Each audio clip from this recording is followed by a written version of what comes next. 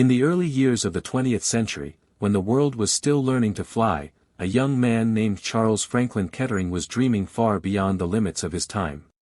Born on a small farm near Loudonville, Ohio, in 1876, Kettering's story began in the quiet fields of America's heartland, where ingenuity was born not from privilege or wealth, but from curiosity and determination. He was a boy who could fix anything, the kind of child who dismantled clocks just to see how they worked, who could coax broken farm tools back to life with nothing but wire and patience. In those days, America was a land of dreamers, but few dreamed as boldly as Kettering. While others saw machines as tools, he saw them as extensions of imagination, vessels that could shape the future. By the time he reached his teenage years, Kettering's fascination with electricity and mechanics had become an obsession. His family struggled financially, and his eyesight was weak, so weak, in fact, that he nearly had to give up studying entirely. But that never stopped him. When others gave up, Kettering found new ways forward. He enrolled at Ohio State University, but constant eye strain forced him to drop out before completing his degree. In a world that valued credentials more than creativity, being a college dropout could have ended his dreams. Instead, it became the beginning of a lifelong journey defined not by what he lacked, but by what he refused to stop pursuing. After leaving school, Kettering found work with the National Cash Register Company, NCR, in Dayton, Ohio. It was here, among the humming machines and the sharp minds of early 20th century engineers, that his genius began to flourish. Kettering was not content to follow the rules, he reinvented them. At NCR, he developed the first electric cash register, a groundbreaking device that eliminated the need for hand cranking and sped up business transactions across the country. But that was only the beginning. His relentless curiosity drew him toward one of the greatest technological revolutions of the age, the automobile. In the early 1910s, cars were temperamental beasts, dangerous, unpredictable, and exhausting to start. To bring an engine to life, a driver had to crank a heavy steel handle at the front of the car, often risking broken arms or fractured jaws when the handle kicked back. Kettering saw an opportunity where others saw danger. Using his knowledge of electric motors, he developed the world's first practical electric self-starter, a small motor that could turn over the engine with the push of a button. His invention debuted in 1912 on the Cadillac Model 30, and it changed everything. The automobile, once a machine for the brave and the strong, suddenly became accessible to anyone, men, women, and the elderly alike. Kettering's simple electric starter helped usher in a new era of mobility, and his reputation as one of America's greatest inventors was secured. Yet Kettering's ambitions didn't end with automobiles. The outbreak of World War I in 1914 unleashed a wave of global innovation unlike anything the world had ever seen. Nations raced to build better airplanes, faster ships, and deadlier weapons. The war was a proving ground for science itself, and Kettering, like many inventors of his generation, felt the call to contribute. By 1917, when the United States entered the war, he had already become one of the country's most respected engineers. So when the U.S. Army approached him with an extraordinary challenge, Kettering didn't hesitate. They wanted him to design a pilotless flying bomb, a machine that could deliver explosives to a distant target without risking a human life. It was, in essence, a cruise missile, decades before the term even existed. To achieve such a dream in 1917 seemed nearly impossible. The Wright brothers had flown their first powered aircraft only 14 years earlier, and even those fragile biplanes were unstable, unreliable, and short-ranged. But Kettering saw potential where others saw limits. He assembled a team of brilliant minds, including Orville Wright himself, the pioneer of flight, and a young engineer named Elmer Sperry, who had already been experimenting with gyroscopic guidance systems.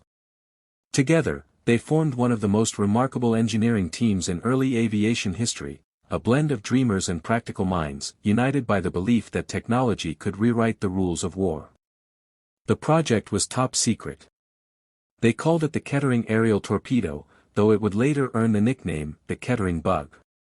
The concept was simple but audacious, a small, unmanned aircraft that could be launched from a track, fly a predetermined distance, and then dive onto its target, detonating a 300-pound explosive warhead. To modern ears, it sounds like a description of a precision-guided missile, but in 1917, this was science fiction come to life. The challenge was immense. There were no onboard computers, no digital sensors, and no radar. Everything would have to be controlled mechanically, by timing gears, gyroscopes, and delicate engineering. The body of the Bug was made of lightweight wood and cardboard, covered in fabric and powered by a 4-cylinder, 40-horsepower De Palma engine. It had a wingspan of just under 15 feet and a range of roughly 40 miles, an astonishing achievement for an unmanned aircraft of its time. The guidance system was perhaps its most ingenious feature. Kettering designed a mechanism that counted the revolutions of the engine. Once it reached a set number, corresponding to the desired distance, the engine would cut off, the wings would detach, and the Bug would plunge toward the target. To modernize this into perspective, it was the mechanical ancestor of today's GPS-guided cruise missile, built not with microchips but with pure mechanical genius. Testing the Bug was a mixture of triumph and disaster. The first prototypes were assembled in total secrecy in Dayton, Ohio, and then transported to the Army's testing grounds in Dayton's Huffman Prairie, the same place where Orville and Wilbur Wright had once conducted their flight experiments. The early tests were breathtaking to witness. When the small wooden craft roared to life and took off from its launch track, observers felt as though they were watching the birth of the future. But the future, as it turned out, was not quite ready. Some of the Bugs flew beautifully, soaring through the sky before crashing with devastating precision. Others veered off course or nosedived immediately after takeoff, scattering wreckage across the field.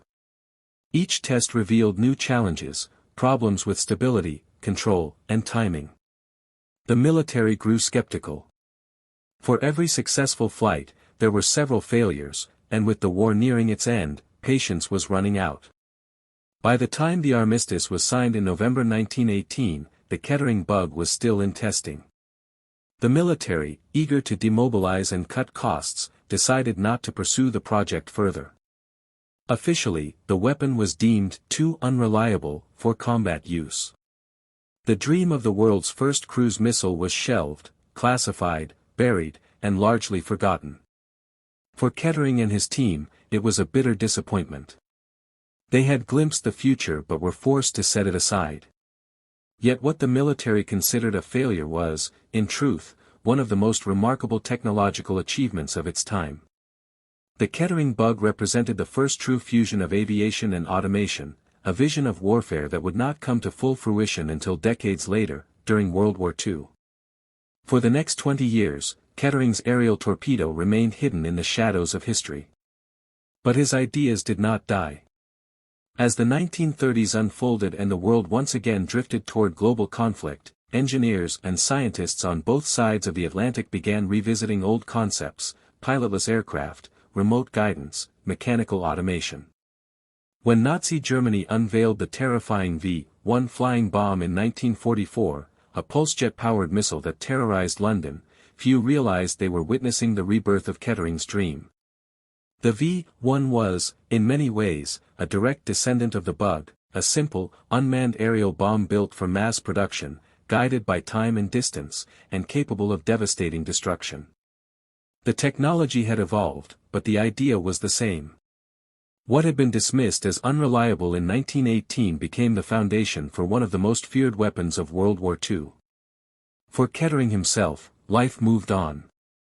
He returned to civilian innovation, co-founding Delco and later serving as head of research at General Motors, where he continued to revolutionize technology, developing improved fuels, electric systems, and even refrigeration.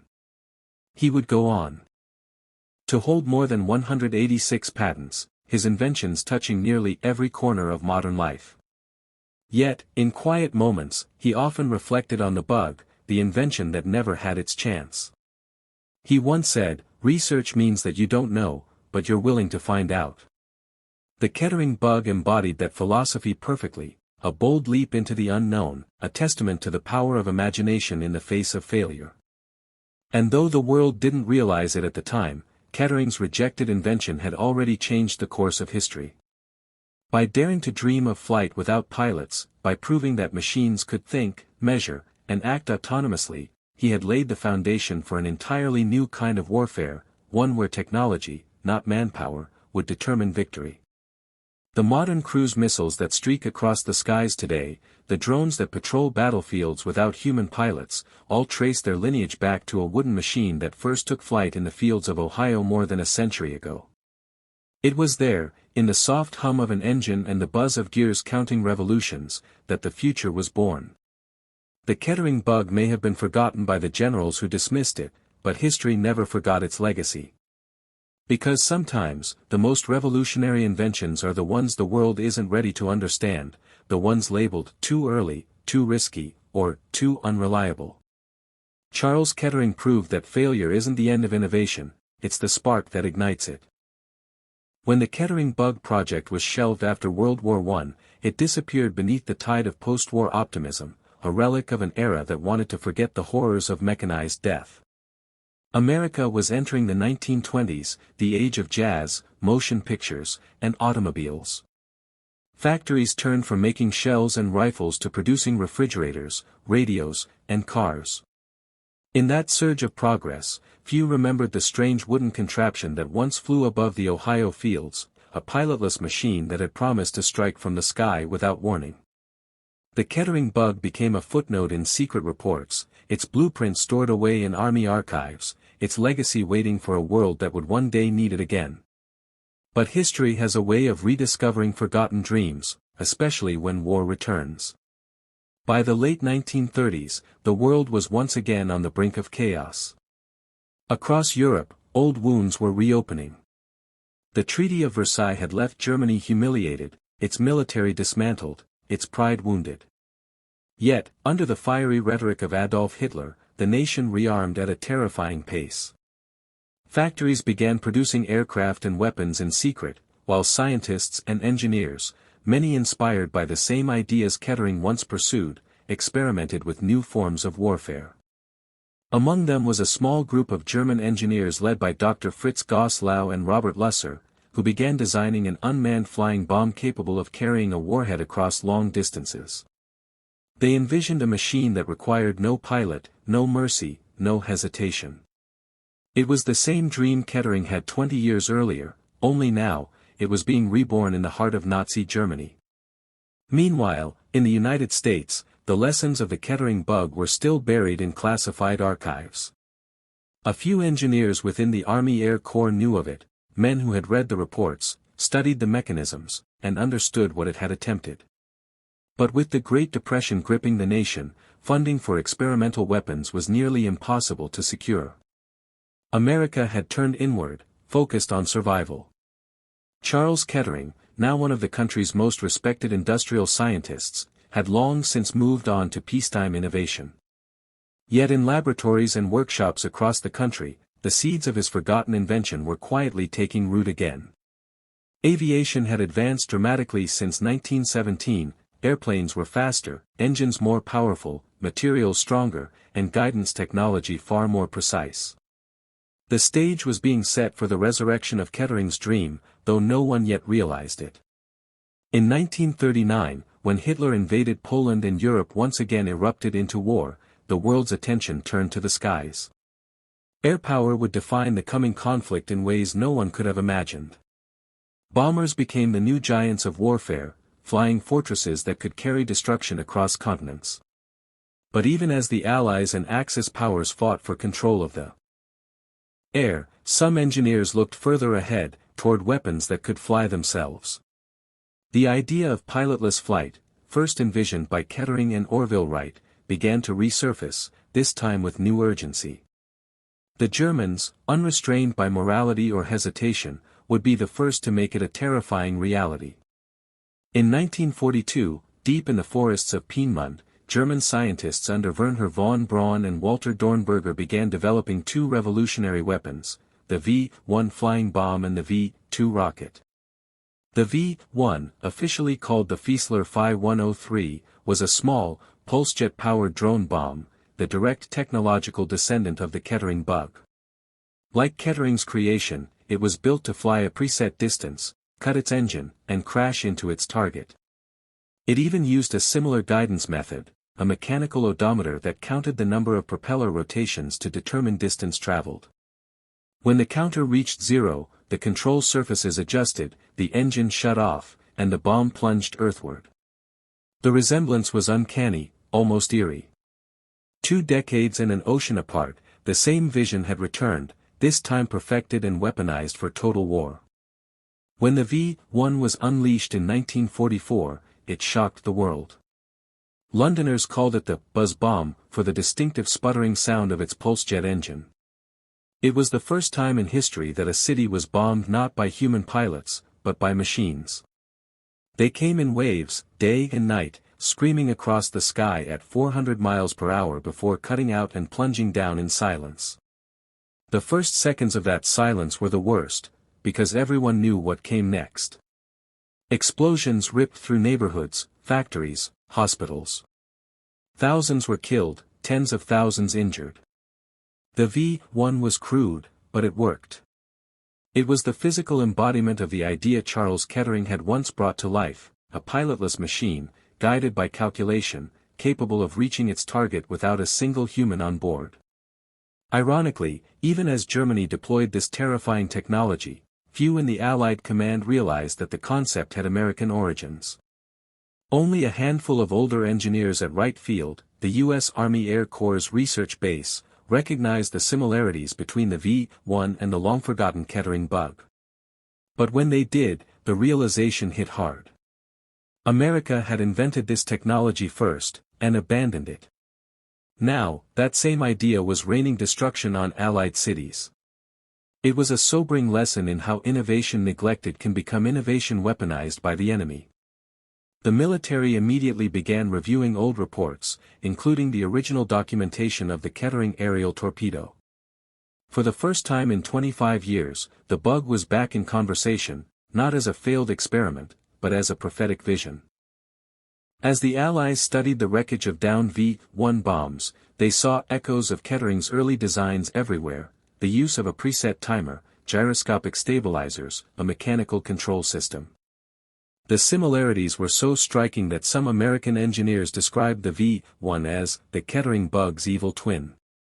It was proof that Kettering's ideas had been right all along, only the world had not been ready for them in 1918.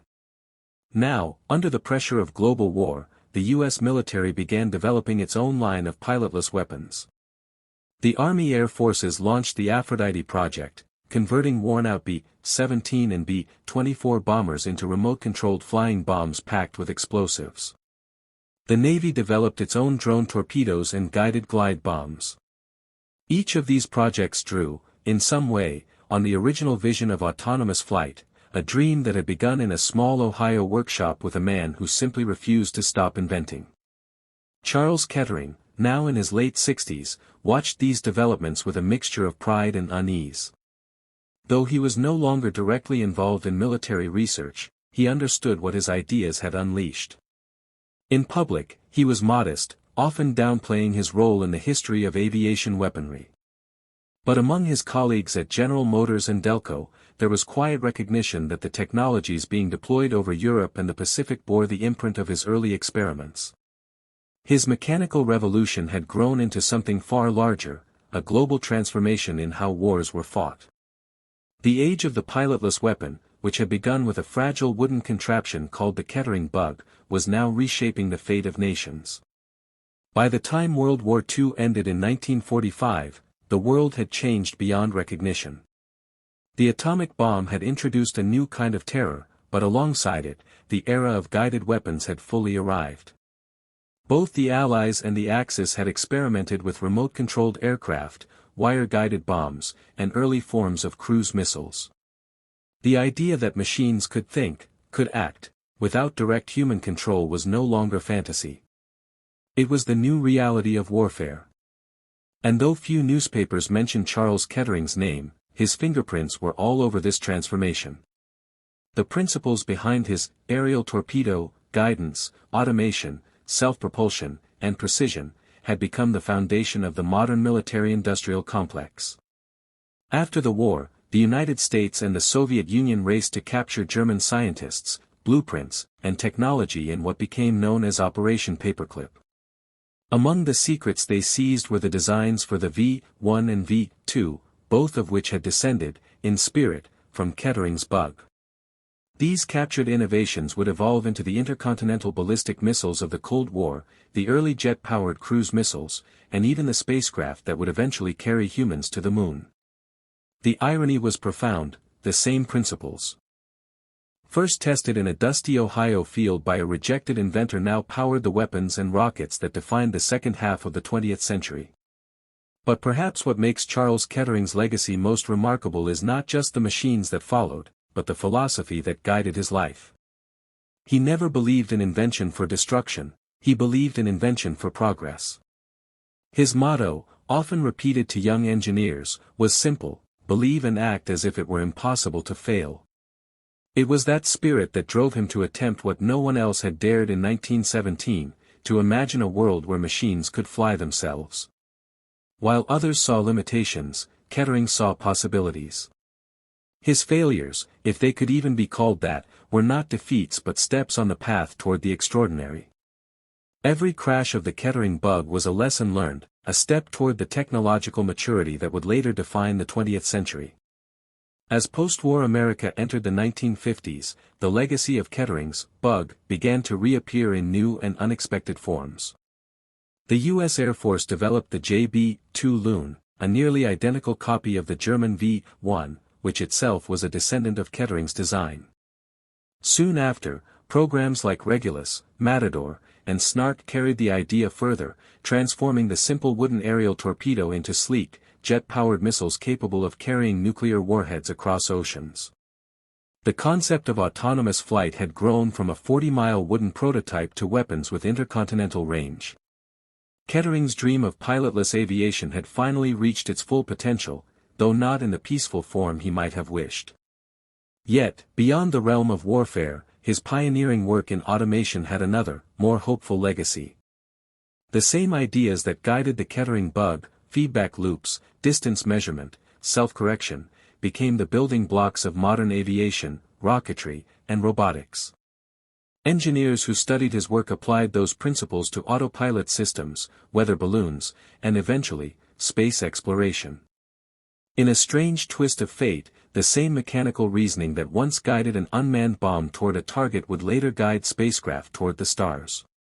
Kettering's early experiments had proved something essential: that machines could be made to navigate, calculate, and act with precision, and that realization would change not only warfare, but the entire technological landscape of the modern world. By the time Charles Kettering passed away in 1958, he had lived long enough to see fragments of his vision realized.